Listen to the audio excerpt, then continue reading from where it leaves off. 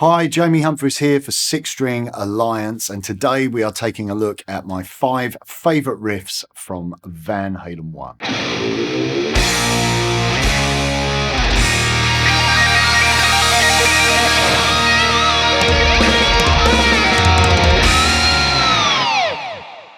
October the 6th will always go down as a sad day in rock guitar, as it's the day that we lost the legendary Eddie Van Halen following a long and arduous battle with cancer.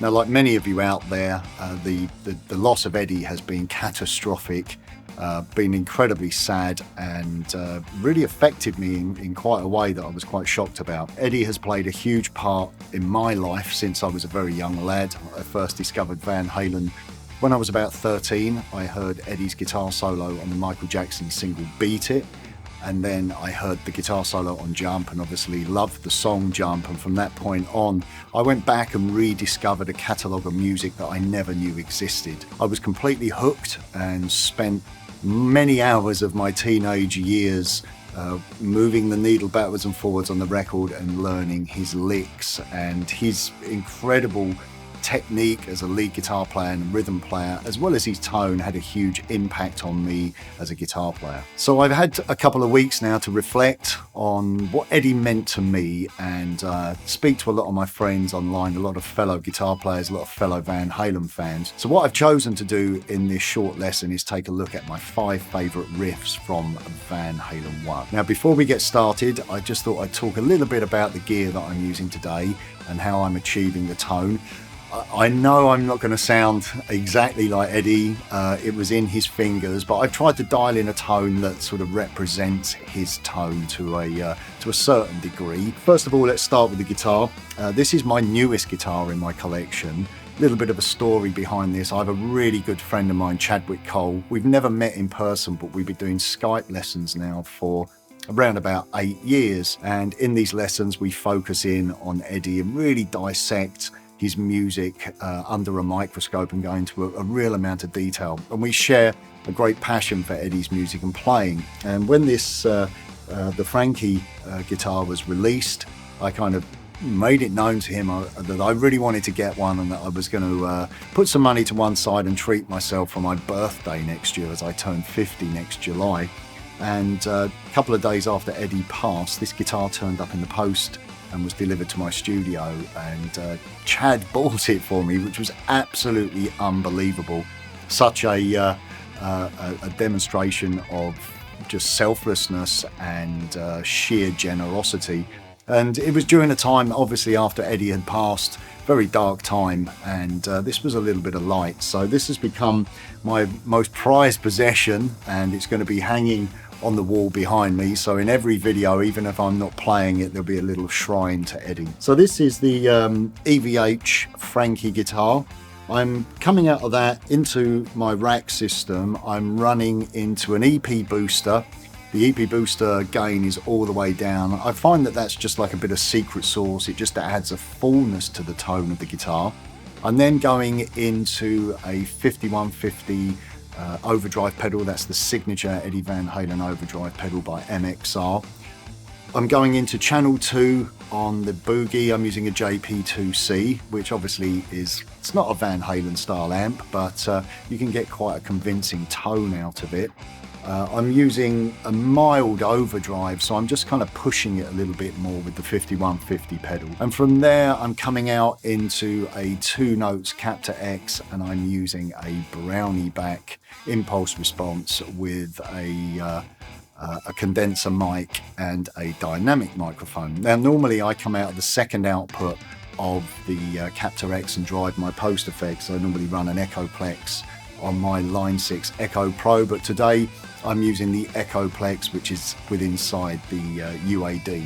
The reverb that you hear is being supplied by the IK Multimedia Sunset Sound reverb, which is based on the rooms and the chambers at that legendary studio where Van Halen recorded, I believe, their first 3 or 4 albums. I may have got that wrong, but definitely Van Halen I was recorded there. I'm also going to be using the EVH flanger and the EVH phaser in this demonstration. I've got the EVH chorus in the rack as well, but we won't be using that today. I should also point out, for ultimate authenticity, I have my guitar tuned to E flat. Also the B string, Eddie tuned his B string slightly differently so that it would be, nicely in tune when he was holding these chords. So on the tuner, it always appears to be, I always get this the wrong way round, but it's a little bit flat. I've done that as well today, just to make sure that the triad chords are perfectly in tune. So now let's take a look at our first riff, and to kick things off, we're going to look at Running with the Devil. So I'll play it through first of all, and then we'll take a look at what's going on.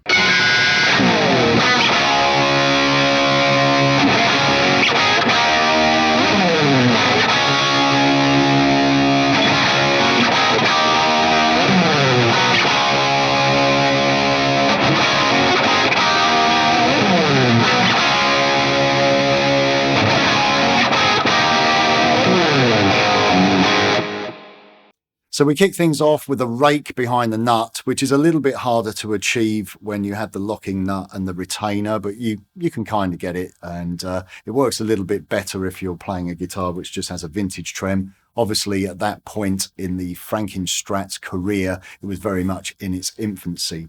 We then have a series of triads, which are played on the D, G, and B strings. We have C, which is at the 5th fret, up to the D at the 7th fret. We have a couple of mutes.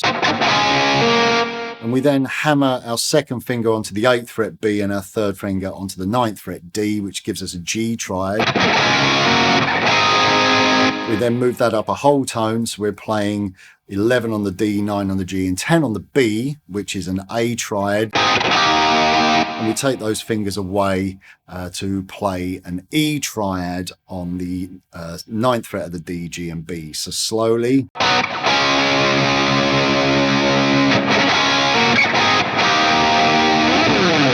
And then we have a slide away. Now moving on to our next riff, and we're going to take a look at Ain't Talking About Love.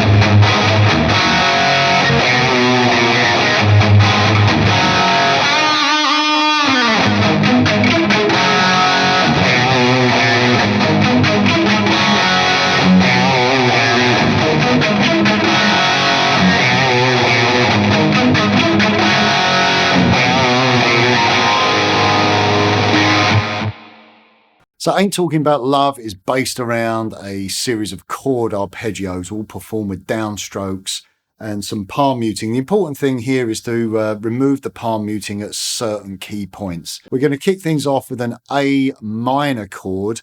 We're playing the A string to the D string, then the B to the G, open E, then we come down the F major triad, so that's the 1st fret of the top 2 strings, then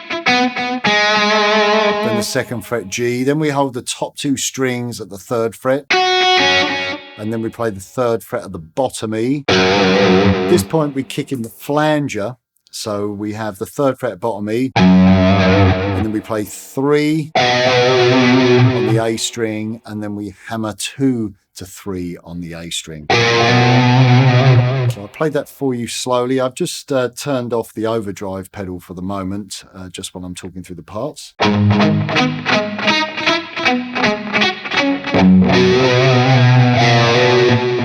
If we put the overdrive pedal on now, you really get that that kind of aggressive sound. And it's important to take the mute off when you play the little figure on the bottom E and the A string.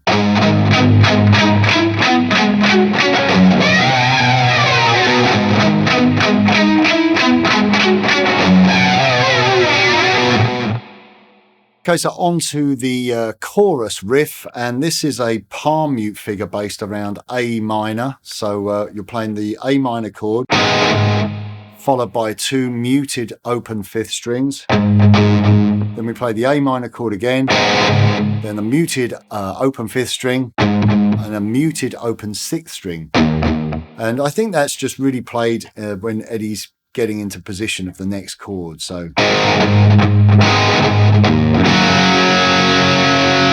and then we have the little figure that we saw again during the introduction. One thing to note here is the delay, having that set around 300 milliseconds and having that echo pushed up quite far, so you get this sort of, you're bouncing off of the delayed sound during that chorus. So let's kick in the overdrive and just have a listen to that riff isolated.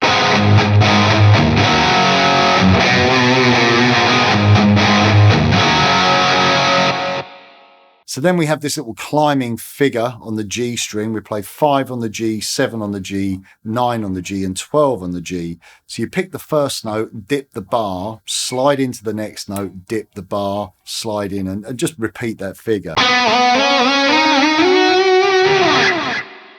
Then we're back to the A minor to G5 chord riff.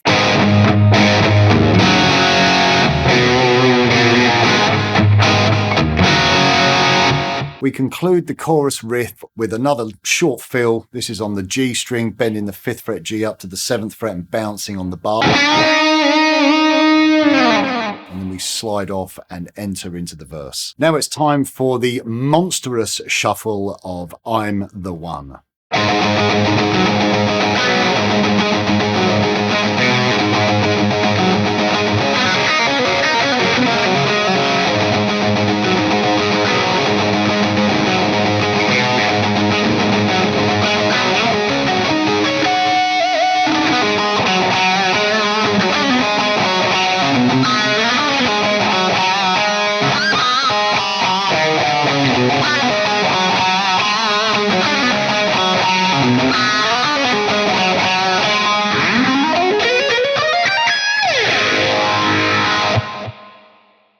Now this is an exceptionally difficult riff to play. I actually did this on a video recently and I didn't quite swing enough. I admit it, I put my hands up. Listening back to it, I could have swung more. So I've worked a little bit more on this and I actually played this to a click track this time just to make sure that I could really lock into a pulse.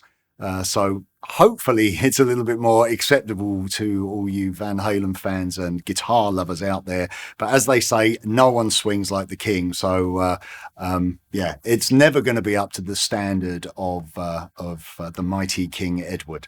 So the riff itself, where it's basically a shuffle, it's kind of like an up-tempo ZZ Top style riff. It really shows Eddie with his feet firmly planted back in his blues roots. So we're playing off of an open A between the 7th fret D and the 5th fret of the D, and then the riff repeats and we play a 5 on the D and the G. So you get this.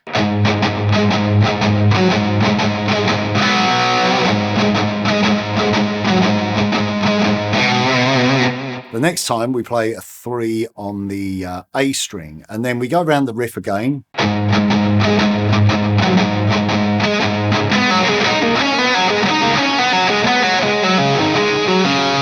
We have this real unorthodox open A minor pentatonic lick that's pulling off to open strings. That lick starts off with 5 pulling off open on the G to 7 on the D. And then we play 5 pull off open on the B, 7 5 open on the G, and 7 on the D.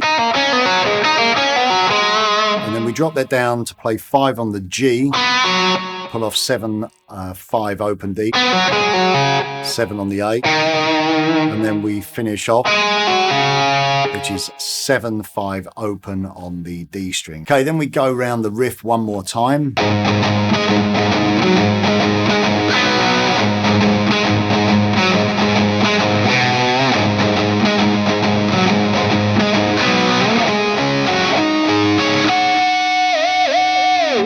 Okay, so we go around the riff one more time, and that time we conclude with some natural harmonics. So 12 across the A, D, and G, 7 on the A, D, and G, and then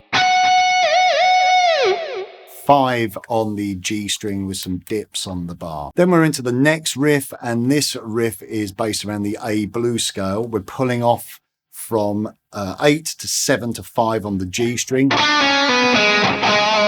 play the 7th fret D twice, then the 5th fret D twice, back up to 7 on the D, and then we play a muted 7 on the D and an open G, and then we play the riff again. And with that time we pull off that 5 on the D to an open D.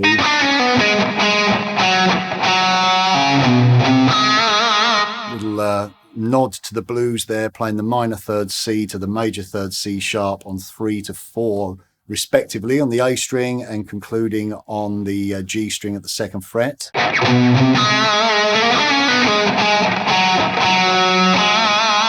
And then we play the riff again, that's that portion of the riff, and then we have this little run down.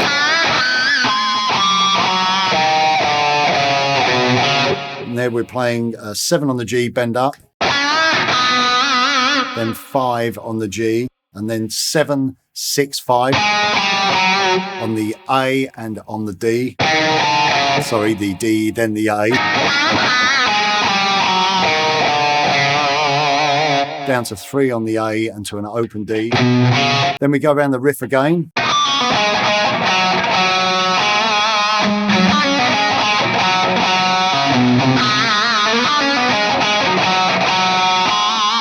Now at this point we kick in the phase 90 and we shift up to the 16th fret and we play this shape. It's just a half tone, whole tone pattern from the A to the D to the G. When we get to the G, we repeat on the G and then play the B string, and then we play 14, 17, 15 on the top E. So put that together.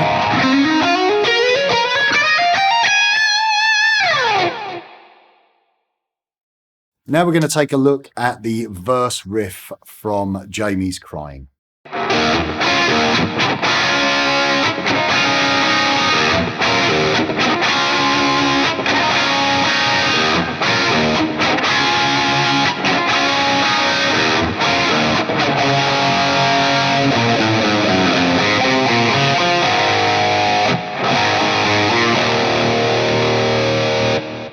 So this is a really interesting riff and really demonstrates Eddie's unique approach to rhythm guitar. We start off with a low 6th E string, and then we play 7 across the top 2 strings, and then we play another low E string, then 2 mutes, then we play 7 on the G and the B, 2 more mutes, and then we play 7 on the G and the B, but we pull off from 7 on the B to 5 on the B with the open E in the top. So you get, so you pull off and then restrike it.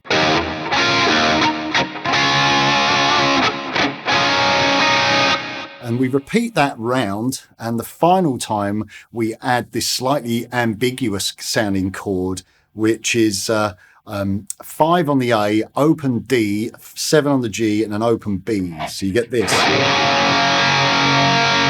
I've seen it written in the tab books very, very wrong, but I'm 99% sure that's what he played. So let's just add that into the riff.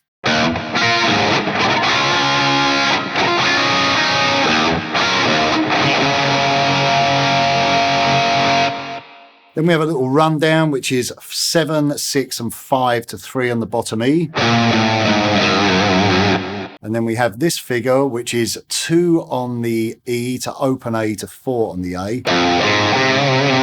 Then we have 2 on the A to open D and 4 on the D.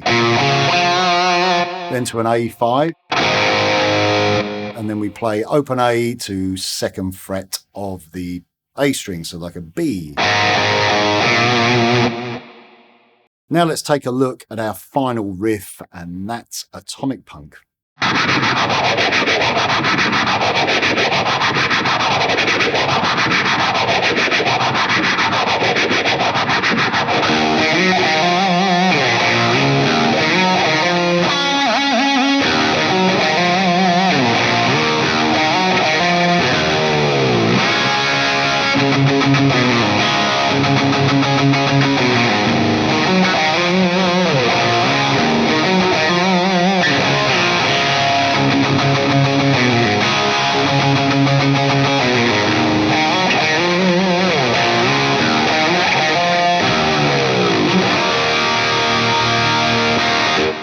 So Atomic Punk kicks off with a sound effect whereby you're scratching across the strings with the palm of your picking hand. You're going to engage the phase 90. Obviously, I'm using the EVH phase 90. Mute with your left hand and play an 8th note rhythm. And there's occasionally there's some triplets, but this intro goes on quite long, so I've only just taken a small section of it. So sounds something like this.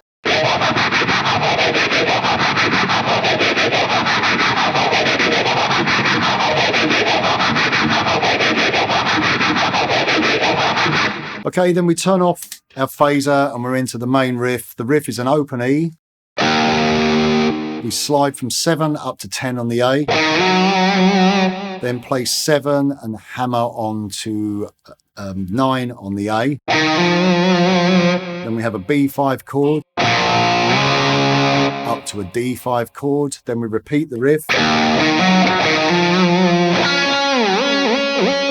Then we play a 7 on the G string, and we drop the bar slightly and then bounce on it with a triplet rhythm.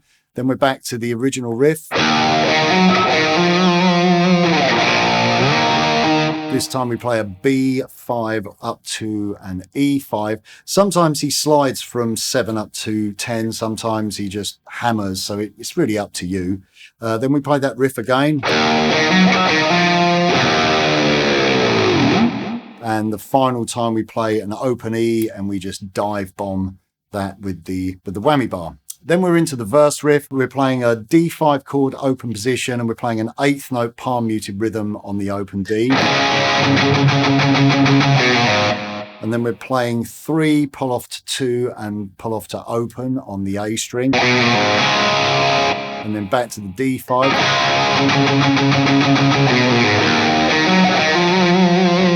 Then we have the same riff again, and then from B5 up to D5, the riff again. And then we go from D5 down to B5. Then we're back into the D riff.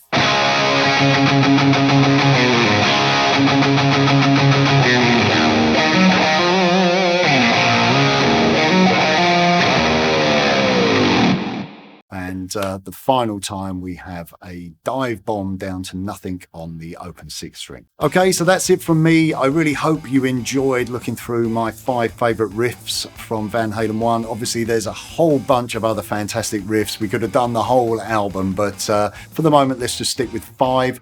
I think that at some point we need to look at Eruption. I know some of you are going to be saying, why didn't you do Eruption? But obviously this was just looking at riffs. So maybe at some point I'll revisit Eruption in a video here. Huge thank you again to my buddy Chad for gifting me this incredible guitar. It's an absolute joy to play, and hopefully you guys have enjoyed watching and listening to this fantastic instrument. It really looks the part, really sounds the part as well. So thank you, Chad. It's just an incredible honor to play this guitar that you sent to me, and this video is for you, my friend. I really hope you enjoyed it. If you haven't already, please subscribe to my channel. Please share this video, and please help spread the word of 6 String Alliance. I'm going to be doing a lot more content, so stay tuned, and that's it from me. Bye for now.